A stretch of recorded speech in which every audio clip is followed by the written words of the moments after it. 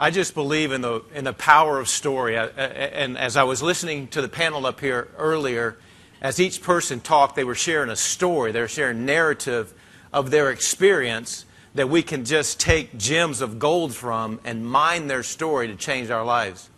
This movie is a culmination of my 25 years in sports psychology. He finally wrote a book, and then a director asked if he could make the movie out of this, and then Robert Duvall joined in. I mean, that just doesn't happen every day, and I'm very excited about it because it's a story presentation of what you're going to hear today. I love speaking to corporate groups like this. This is one of the passions of my life. I think what I'm going to share with you today is going to confirm what you know in your heart to be true, what we heard up here from this panel earlier. It's exciting to me to help individuals raise their performance to the highest capability, especially in this term I call game day. And I want to talk about game day today. When I was a kid, this whole idea of sports psychology began to come to me as I watched individuals that had great potential, maybe the most talent, but didn't win on game day. It was a curiosity to me. It was something that actually ended up driving me into sports psychology to answer the question, why didn't the best player always win? The other thing I noticed was that great coaches could take a mediocre group of young people, put them together, and create an all-star or championship team. That was amazing to me to see what leadership, the effect of leadership on people's abilities would do. The other thing I noticed also, being on some all-star teams myself, was watching a coach come in and cut the knees right out from under an all-star group of kids and fail. Leadership is huge in this. But I want to start by this and saying there is an I in team. And that's what we're going to be talking about today. I believe we've got to bring our game on game day. We have to be responsible for our preparation. We have to be ready. We have to think, react, and respond in such a way that it encourages and builds the team up, as I have responsibility for my individual performance in this thing called team. So I want to start with that today, and I want to build some ideas into what you already know, but also use some word pictures and some stories to bring light on some facts that I think will help you guys as you move towards your goals. Now, for me, it all started when I was 12 years old. So let me back up before there was even this thing called sports psychology. When I was 12, I was on a little league team that my dad coached. Now, you need to know something about my dad. He was a Marine.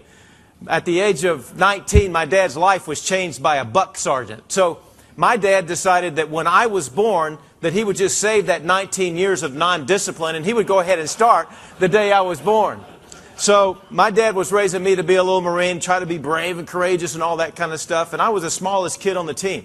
We go all the way to the state championships, and it wasn't because of me or the other 7 guys in the field on our team. We went to the state championships because of one guy. And his name was Ray. Ray was our pitcher. At the age of 12, Ray was about 5'11", weighed about 175, had a nice little goatee going at the age of 12.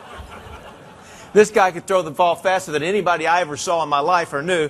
And he actually won the Houston Astros pitch, bat, and throw contest that year out of about 20,000 kids that showed up down there.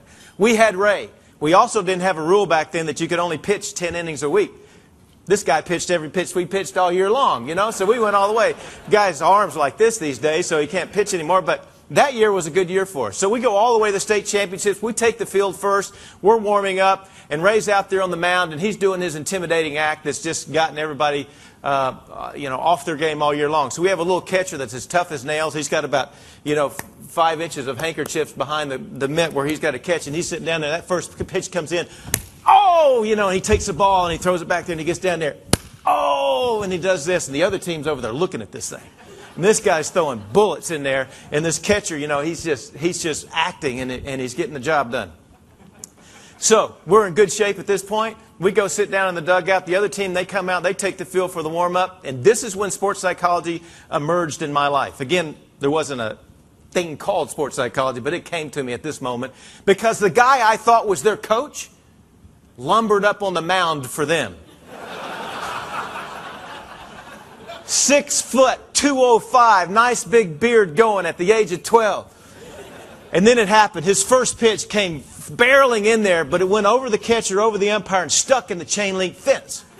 Not only was this guy big and fast, he was wild. That is not your favorite thing as a little league batter that's got 40 feet between you and Goliath.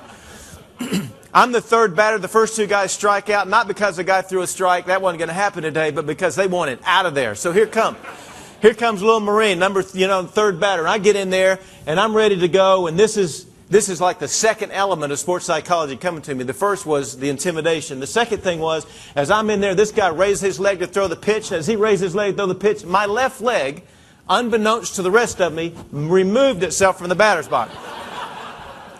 Of course, it took the rest of me with it. Now, I'm having a heated conversation with my leg for the first time in my life. What are you doing? You stay in there. I'm embarrassed now. The umpire stops and says, son, you got to keep your foot in there to play this game. I said, yes, sir, I can do that. All the while having a conversation with my leg. I get back in there. This guy raised his leg to throw that pitch. Out goes my leg again. I can't keep this guy in there. Now, he's the closest thing to Goliath, so he's kind of smart getting out of there. At this point, I see my dad. The umpire calls timeout and says, son, if you do that again, I'm going to have to call you out. I said, yes, sir, I can keep my leg in there. I'm screaming at my leg inside my head. My dad's moving to the on-deck circle, close as legally possible to get to his son. And he's giving me all kinds of signs, and they're not baseball signs. They're like motivational signs from Marine Corps dad to son, you see? And so I'm not trying to take any of them. I'm in there. I'm having a heated conversation with my leg at this point. I get back in there. This guy's ready to throw his pitch. You could have put 2,000 pounds of cement on that leg. Out it goes again. The umpire calls timeout. He's about to throw me out. My dad calls timeout. You can see it. It's a motivational speech from Marine Corps dad moving slowly towards me like a locomotive with a headlight coming right at me. He walks up to me, puts his arm around me, and he squeezes me real tight just to remind me that he is a Marine.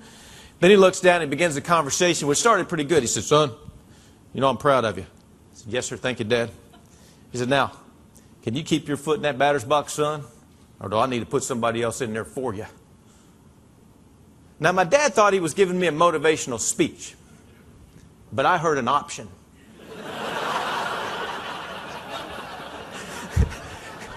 To this day, it was the greatest option ever given to me, and I left my dad with his arm around nothing as I went straight to the dugout, and I took that option. We lost the game 14-2. And the only reason we got 2 runs is because the guy kept hitting our guys and walking them in. We never got a hit or anything like that. At that moment in my life, something came together for me, and it was an understanding that a great batting average, being a little Marine Corps guy, being brave and courageous and all that stuff, all the preparation, all the potential made no difference at that moment because something entered that environment on game day, and for me it was fear, it was interference, it was something that I wasn't prepared to handle, and it took me out of my game.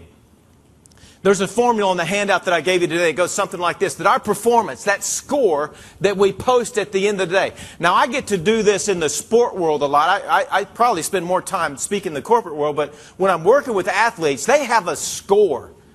I mean, it's very tangible. There's a score. I know you have scores at the end of days, weeks, months, and years. We watch scores being presented up here today. We all have scores. We all have to make scores. The cool thing about talking with you all is this, that when I was working with the Spurs, they had maybe 3 or 4 games a week. In the NFL, they have 1 game a week. In golf, they have 4 days they play in competition a week. That's game day for them, and this information is very relevant for them, but it's more relevant for you because game days win. Every single day. This information you're going to interact with more often than they do. It's going to be more relevant to what you do because it doesn't stop. It's a relentless pursuit of success. You're on the edge, as we talk about here. You're in the competitive edge all the time. You're right there making decisions. You never know that the next moment that decision may be huge for this organization at any moment in the situations that you're in. I love doing what I do because you get to see this thing come together. Performance, the score, equals potential, in your formula there, minus interference. Now think about that for a minute. That's what we want to talk about today. Performance equals your potential minus interference. Now what we all wish is that the potential that we gained in college and gained from experience and gained from knowledge that we're getting around here, this filling of potential is going to do it. And every day at the end of the day, my performance and my potential would equal each other. But what we understand as we look in the mirror at the end of the day is something got between me and my performance. And that element is called interference or distraction, as we've talked about this morning. And if we're going to be great at what we do individually, and then as leaders with our teams, and then as an organization globally, then we have to be great strategic managers of the I in that formula, interference. predictors of it. We have to be ready for it. We have to strategically think through it.